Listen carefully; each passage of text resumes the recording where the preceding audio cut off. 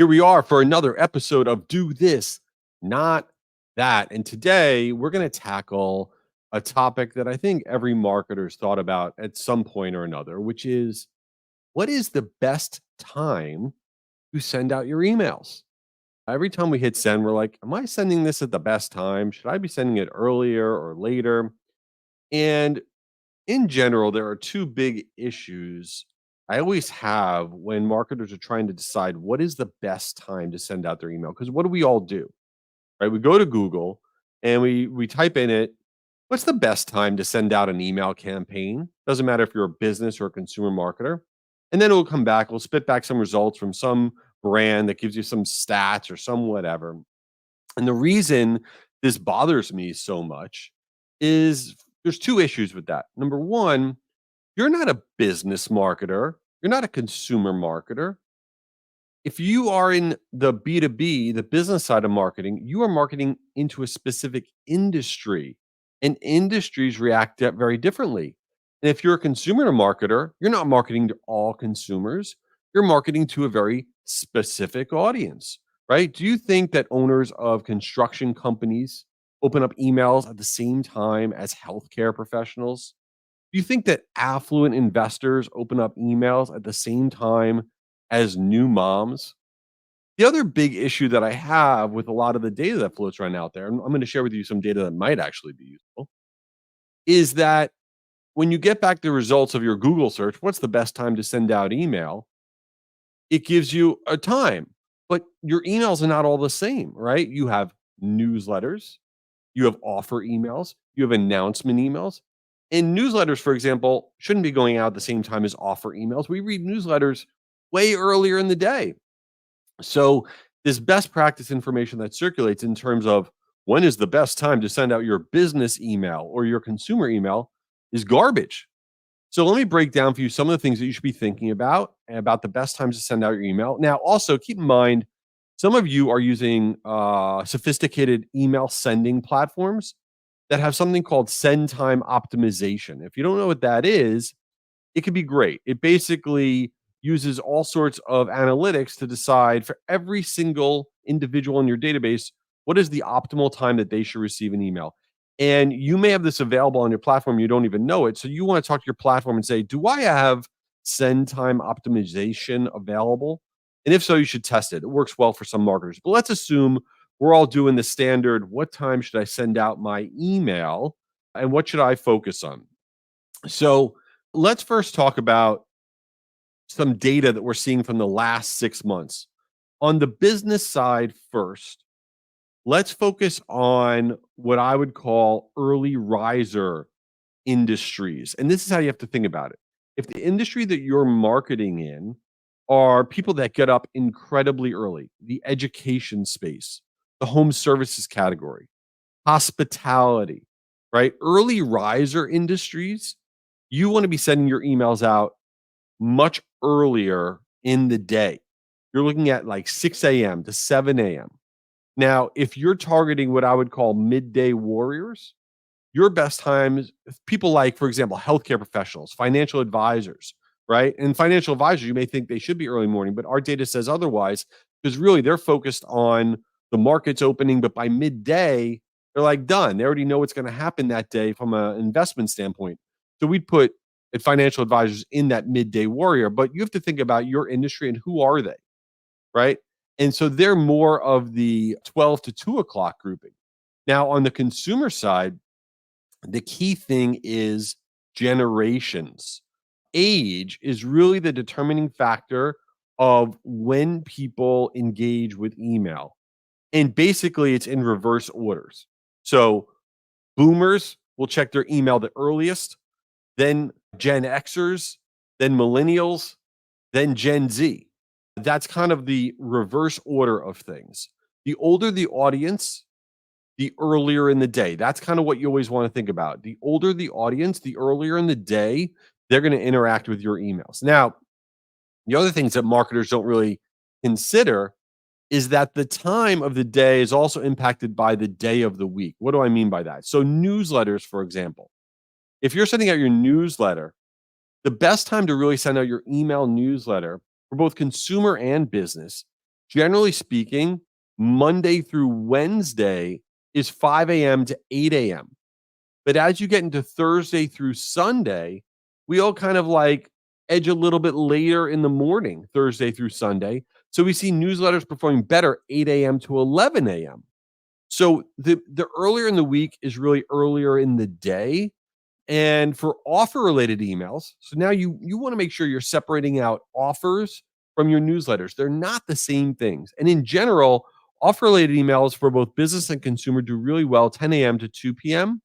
But something to keep in mind is that we see bursts of performance that you should always be testing all sorts of crazy times. I'll give you an example. Right now, we're seeing Thursdays at 8 p.m.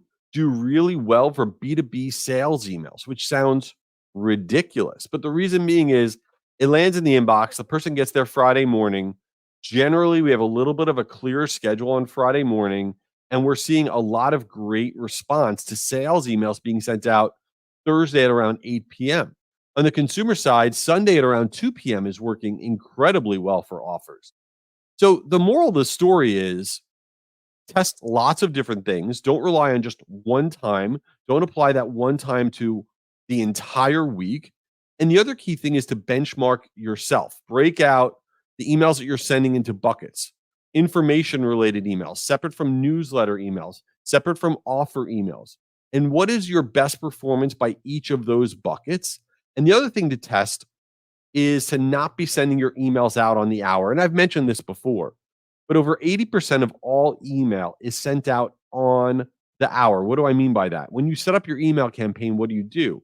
You set it up for 8 a.m., 11 a.m., 2 p.m. Do you ever set up your campaign for 8:22, 11:19, 2:05? You don't. But the issue is in the first 10 minutes of every hour, your inbox is flooded with just promotional email because we all send out our email on the hour. So just by adjusting your send schedule and sending stuff not out on the hour, you'll actually see an increase in your overall email open rate by about 15%. It's the easiest, no cost way to boost results with the smallest, littlest change.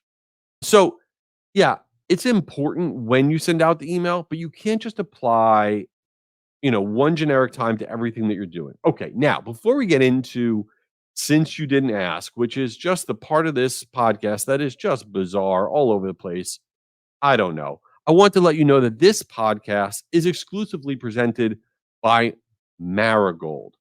Now, we have a special offer from Marigold 50% off on their amazing service called Emma. Now, you have no idea what I'm talking about. This is an email sending platform.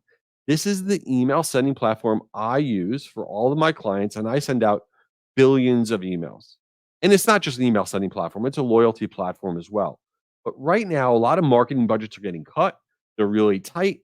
And if you could save 50% on your email sending on one of the absolute best platforms on the planet, why would you not take a look? And this offer, this 50% off offer is only for listeners of Do This, Not That right here. So where can you get more information about this 50% off offer from Marigold? You go to Jay Schwedelson, that's my full name, Jay Schwedelson.com/Marigold, and you'll get the information right there. It's a limited time offer. This thing's going away in a few weeks. So if you want to save 50% off on your email sending, go to jschwedelson.com/Marigold. All right, let's get on to since you didn't ask.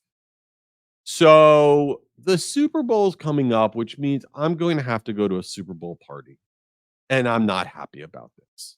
I'm not. So if you're out there and you're thinking about inviting me, don't invite me. I don't want to go. Why don't I want to go? See, this is me. I'm not a very fun person. You might think I'm a fun person. I'm not a fun person. I'm just not because everything kind of drives me bananas, right? Here's what I can't stand at Super Bowl parties. The number one that I can't stand is the person who thinks they're an expert. When you're sitting there watching the game and you're sitting next to somebody and they start rattling off, "Hey, do you know who the number one receiver is for this team?"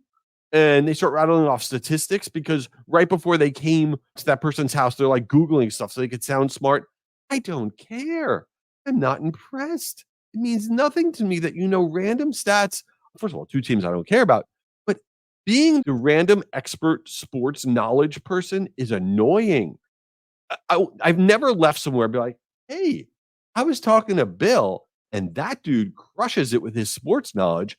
We should hang out with him more." I've never said that because that person, expert sports person, is annoying. Okay, don't be that person. The other person that annoys me, why does everybody annoy me? I have a problem. Is halftime complainer. This bothers me. Every You have the halftime show, right? And this year it's going to be Usher. Usher's super cool. I mean, he's awesome, right? And Usher goes out there and this dude's going to work his butt off and do everything he can to entertain everybody for 10, 15 minutes. And every time the halftime show ends, it's, "Oh, that sucked. That wasn't good. That could have been so much better. Oh, man, I really didn't like that." It's like, relax, dude.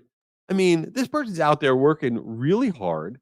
It's not easy, and just enjoy yourself. Stop being the halftime complainer. Enough. Who are you? Why does this bother me? Why can't I just go to a Super Bowl party and be like, "Hi, everybody. It's great to see you. I'm so happy to be here." Because I can't. Can't do it. I don't know why I can't. Anyway, so yeah, I don't. That's it. So thanks for being here. Oh my god, I go on rants. What's wrong with me?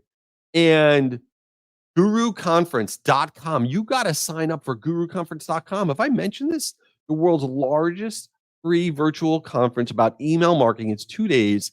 I'll be there. It's going to be bananas. Last year we had 20,000 people. Go to guruconference.com to register 100% for free. It's virtual. You should go do that right now. You're awesome. Thanks for being here. Talk to you later.